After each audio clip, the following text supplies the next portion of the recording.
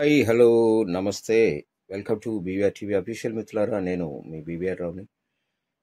Cinema వాళ్లపై కఠిన ఆంక్షలు అప్పట్లో విధించారట వైఎస్ఆర్. తండ్రికి మించిన ఆంక్షలు అమలు చేసిన జగన్మోహన్ రెడ్డి ఓడిపోవడంతో సినిమా ఇండస్ట్రీకి రిలీఫ్ అనే ఒక వార్త కనిపిస్తోంది ఇండియా హెరాల్డ్లో. ఆంధ్రప్రదేశ్ మాజీ సీఎం దివంగత రాజకీయ నేత వైఎస్ రాజశేఖర రెడ్డి తెలుగు చిత్ర పరిశ్రమ విషయంలో బాగా జోక్యం చేసుకున్నారు.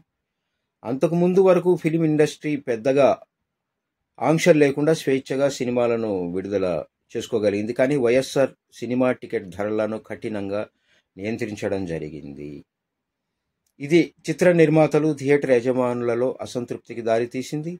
మూవీ ఇండస్ట్రీకి లాభదాయకమైన అనేక కార్యక్రమాలకు ఆయన ప్రభుత్వం మద్దతిచ్చింది. కానీ ఆయన తీసుకొచ్చిన పాలసీలు తెలుగు సినిమా పరిశ్రమ ఆర్థిక అంశాలపై దీర్ఘకాలిక ప్రభావాలను చూపాయట. మరోవైపు ఆయన కుమారుడు ఏపీ మాజీ సీఎం వైఎస్ జగన్మోహన్ రెడ్డి సినీ పరిశ్రమపై కఠిన నిబంధనలు తీసుకొచ్చారు. అతడి పరిపాలనలో మూవీ టికెట్ ధరలపై లిమిట్ని అమలు చేసింది.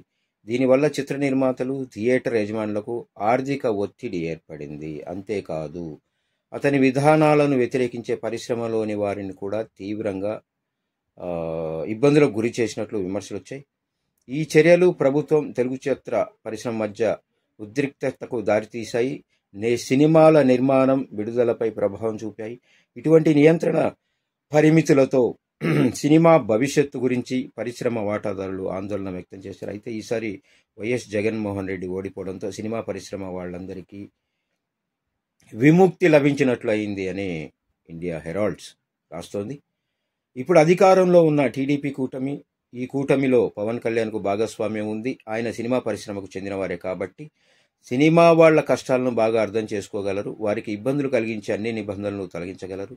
మరోవైపు ఇక్కడ తెలంగాణలో కూడా కేసీఆర్ ఓడిపోవడంతో తెలంగాణ రాష్ట్రంలో కూడా సినిమా వాళ్లకు ఉపశమనం లభించినట్లయింది. ఇప్పుడు ప్రీమియర్ షోలు, ఎక్కువ టికెట్ ధరలతో పాటు అనేక ప్రయోజనాలను సినిమా నిర్మాతలు పొందగలుగుతున్నారు. దీనివల్ల నష్టాల నుంచి బయటపడగలుగుతున్నారు అని ఒక స్టోరీ ప్రచురించింది ఇండియా హెరాల్డ్ పత్రిక.